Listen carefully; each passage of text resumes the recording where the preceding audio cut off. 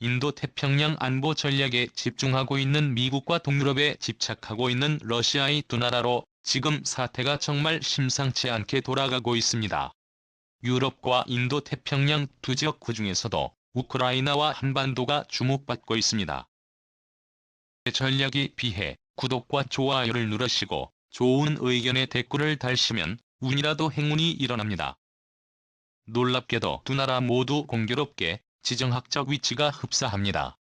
우크라이나는 드네프르 강을 기준으로 서쪽은 친서방 동쪽은 친러시아적인 정치 지도가 만들어지고 있고 한반도는 휴전선을 기준으로 아예 나라가 나뉘어져 버렸습니다. 최근 국제 정세는 러시아가 극동지방에서 힘을 빼고 유럽에 치중을 하고 미국은 유럽에서 힘을 빼고 아시아 지역에 힘을 쏟는 모양새가 만들어지고 있습니다. 겉으로는 미국과 러시아가 긴장을 하는 모습으로 보이지만 내막을 들여다보면 대중국 견제 전략의 공동명분을 만들고 뒤로는 손을 잡고 있는 게 아니냐는 분석까지 나옵니다. 때문에 우크라이나와 한반도의 명운이 크게 갈릴 것으로 보입니다. 그럼 어떻게 정세가 돌아가는지 살펴봅니다. 첫 번째, 제2의 의화단의 난 최근 국제 정세에서 주목할 부분은 지난 2011년 영국 카비스베이에서 개최됐던 G7 정상회의입니다. 일부 지정학자와 역사학자들은 당시 영국에서 개최된 G7 정상회담을 두고 이것은 제2의 의화단이 난의 모습이 연상된다는 평가를 내립니다. 이런 분석에 대한 이유는 회의의 주된 내용이 서구 선진국들이 영국에 모여 중국을 견제하는 논의를 했기 때문입니다. 중국의 역사 중 가장 큰 굴욕 중의 하나는 1899년에서부터 1903년 사이에 있었던 의화단의 난 사건입니다.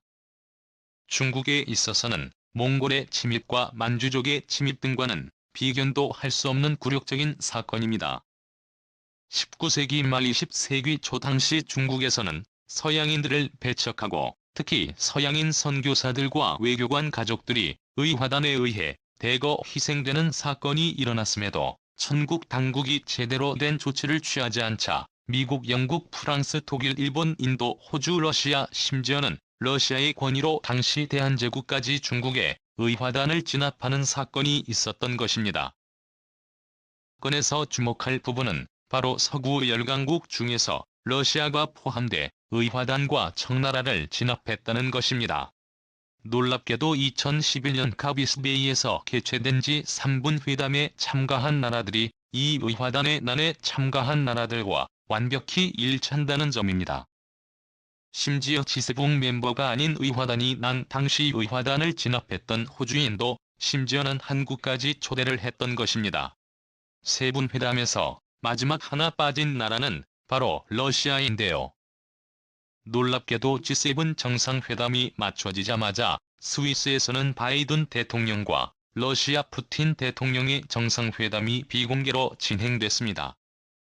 때문에 지난 2011년 G7 정상회담은 완벽한 제2의 의화단이 난이 앞서 진행되고 있는 서방 국가들 간의 연합의 모습이 재현된 것이라는 분석이 나오고 있습니다.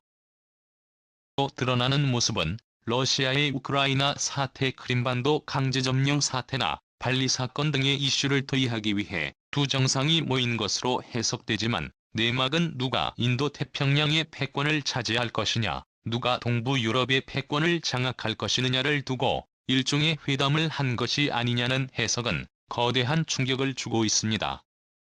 우크라이나와 한반도를 두고 일종의 가스라 테프트 밀렵과 같은 것이 있었던 게 아니냐는 음모론까지 나오고 있는 이유입니다. 우크라이나는 러시아의 세력권에 들어가게 되고 한반도 전체는 친서방의 통일국가가 만들어질 수 있다는 해석이 나오는 것입니다. 두 번째, 우크라이나와 한반도의 크게 달라질 운명. 우크라이나와 한반도는 유사한 특색을 갖고 있습니다. 우크라이나는 우크라이나 국토를 반으로 가르는 드네프르 강을 기준으로 동쪽과 서쪽에 각각 친서방과 친러시아 두 개의 세력권이 나뉘어 있습니다. 한반도 역시 마찬가지인 상황입니다. 두 세력을 두고 현재 국제 정세가 요동치고 있다는 분석이 나옵니다. 러시아가 동진을 하는 대신 한반도가 통일될 수 있다는 것입니다. 실제 현재 우크라이나 사태를 앞두고 극동의 수많은 병력이 동쪽으로 이동했습니다. 반면 미군은 별로 파병을 하지 않고 오히려 주요 병력들을 동아시아 인도태평양 지역으로 집결시키고 있습니다.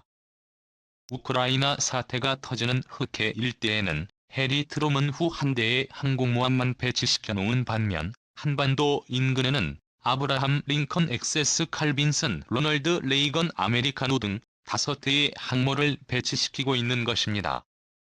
거대한 무력 충돌을 앞두고 이렇게 심한 병력 차이가 나는 것은 두 강대국 간의 합의가 없이는 불가능하다는 분석까지 나오는 것입니다. 이 때문에 미국과 러시아가 뒤로 한반도와 우크라이나를 두고 세계 패권의 뒤를 한 것이 아니냐는 음모론이 나오는 이유입니다. 빈센트 브룩스 전 주한미군 사령관은 토리노 티어스의 기고문을 통해서 북한의 친미 정권 수립 혹은 통일과 관련된 의견을 개진하여 거대한 파장이 일었던 적이 있습니다. 북한은 현재 베이징과 중국 핵심 지역을 직접 타격할 수 있는 위치에 놓였기 때문에 대중국 패권 전략 미국의 인도태평양 전략의 완성을 볼 수 있는 입지인 상황입니다. 우크라이나 역시 북한의 입지 특성과 흡사합니다. 바로 우크라이나의 국토는 러시아의 수도 모스크바까지 단거리 미사일 사정권 안에 들어와 러시아로서는 매우 치명적인 위치입니다. 중국에게 북한과 같은 입장인 것입니다. 그 때문에 만약 우크라이나가 나토 회원국이 되어 군사력 증강이 이루어지게 되면 꼼짝없이 힘의 균형이 무너지고 러시아가 무기력해지는 사태를 맞이하게 됩니다. 러시아로서는 우크라이나를 핀란드와 같은 중립지대화를 하던 아니면 강제적 경합을 하여 지정학적 안정성을 꾀하던 둘 중에 한 가지 형태로 우크라이나의 지정학적 변화를 이끌어낼 것이라는 분석이 나옵니다. 두 번째, 북한과 우크라이나의 제조업 기지와 지금 미국은 공급망 다변화가 새로운 핫이슈입니다. 세계적인 질병 사태로 불어난 현금 유동량으로 인해 급속한 인플레이션이 촉발되자 소비력이 크게 올라갔으나 물건을 공급할 수 있는 공급망에 큰 차질이 빚어지고 있기 때문입니다. 상황이 이렇다고 중국에 지속적으로 공업단지를 짓게 된다면 중국은 바야흐로 미국을 뛰어넘는 제1위의 패권 국가로 성장할 것이 자명한 상황입니다. 세계는 세계의 제조업 공장을 필요로 하고 있습니다.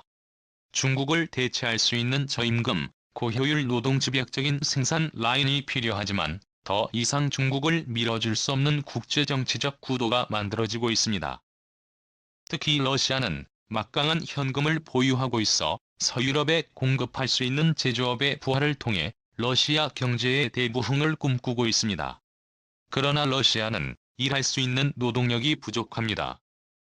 때문에 러시아는 4,400만 명의 우크라이나와 인구 1,000만 명의 벨라루스를 러시아의 경제권에 통합시켜 중국을 대체할 수 있는 제조업 기지의 건설을 꿈꾸고 있습니다.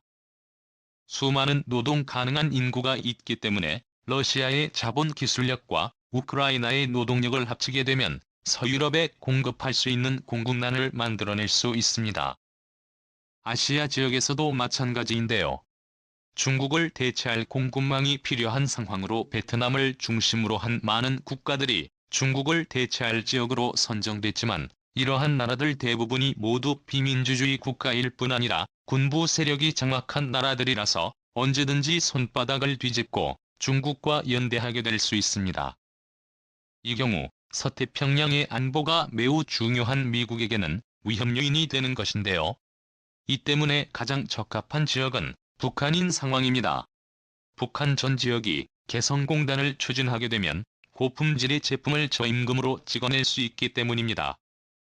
실제 이 계획을 위해서 개성공단 2단계 황금평 신의주 나진 선봉 원산 일대가 거론됐으나 북한의 정치적 불안정 상황과 여전히 안보의 위협이 상존하고 있어 장기 유보된 상태입니다. 개성공단은 2003년 6월에 착공을 시작해서 2004년 12월에 생산을 시작한 기적적인 스피드를 보여줬습니다. 제품들의 수출은 메이드 인 코리아라는 원산지 표기가 써져서 개성공단의 경쟁 국가인 동남아시아 각국들로부터 무역 분쟁이 일어나기도 했었습니다. 상황이 이런 만큼 최근 급격하게 번지고 있는 인플레이션과 공급망 대란 현상은 북한 지역의 개방과 남북 통일을 촉구하고 있다는 충격적인 분석이 나옵니다. 네 번째, 러시아의 질책은 복귀. 현재 러시아는 국제사회의 테이블에 끼고 싶어하고 있습니다. 현재 러시아의 GDP는 대한민국보다 낮지만 무시할 수 없는 국토 면적 군사력을 가지고 있을 뿐 아니라 천연자원을 갖고 있지만 영미권의 서방국들은 러시아를 외면하고 있습니다. 원래 러시아는 G7의 멤버였으나 크림반도 강제병합 사태 이후 축출됐고, 이후로 러시아 루블화 가치 폭락을 시작으로 러시아는 국제적 위상을 잃어갔습니다. 최근 천연자원 가격 폭등 현상이 일어나면서 러시아의 외환 보유액은 사상 최대를 기록 중인 상황입니다. 러시아는 우크라이나 사태를 계기로 국제사회의 일원으로 참가하길 원하고 있습니다. 우크라이나 사태의 안정과 나토와 러시아 간의 평화조약 체결 그리고 대중국 압박 전선에 러시아가 참여하게 된다면 러시아는 다시금 G7 멤버에 가입할 가능성이 있습니다. 실제 2020년 트럼프는 즉흥적으로 G7 확대에 늘 언급했었던 사건이 있었습니다. 러시아를 반중국 연대에 참여시키고자 한 것인데요. 하지만 독일은 러시아의 참가를, 일본은 한국의 참가를 반대하며 무산됐습니다. G7의 확대 개편에서는 호주와 한국이 거론되어 진화인으로 거론되고 있으나 러시아까지 끼게 되면 10개국 체제로 확대 개편되게 됩니다. 다섯 번째, 의화단이 난에 참전했던 대한제국. 1899년부터 1903년 사이의 의화단이 나는 서구 열강 8개국과는 별도로 고종 황제는 제국주의적 정책을 추진했습니다. 당시 대한제국은 의화단의 난에 러시아의 백을 믿고 압록강 이북의 간도 지방을 대한제국의 영역으로 포함시켜 놓고 행정조직을 파견하였습니다. 뿐 아니라 요동과 선양동천 일대까지 진출을 하여 교전을 했었고, 또 대한제국은 당시 국한 문서에 삼천리 국도라는 표현을 지우고 은근슬쩍 사천리로 받고 한반도를 넘는 만주까지의 수북을 염두에 두었던 것입니다. 안타깝게도 러일 전쟁과 동시에 이러한 움직임은 무산됐고 일제히 이에 우리 군대가 해산되는 사태가 빚어지고 말았습니다. 당시 고종은 병자호란으로 인한 삼전도의 지역을 씻을 수 있는 기회라 여기고 우리 군을 끌어들일 생각까지 했을 정도의 역사가 남아있습니다. 제2의 의화단의 난이 찾아오고 있는 지금 한국의 국토가 1.5000리로 잘 지어진 우리 강토를 통일을 이룩하여 삼천리로 혹은 구이산 사천리 고토를 회복할 수 있는 기회라는 분석이 나오고 있습니다. 국토전력TV의 오늘은 이것으로 마칩니다. 시청해주셔서 감사합니다. 아이고, 우크라이나에서 좋은 소식이 나왔으면 좋겠네요. 영상이 마음에 드셨다면요. 좋은 의견을 댓글로 남겨주시고요. 또 좋아요와 구독을 눌러주시면 콘텐츠 제작에 큰 도움이 됩니다. 그럼 좋은 하루 되세요. 안녕.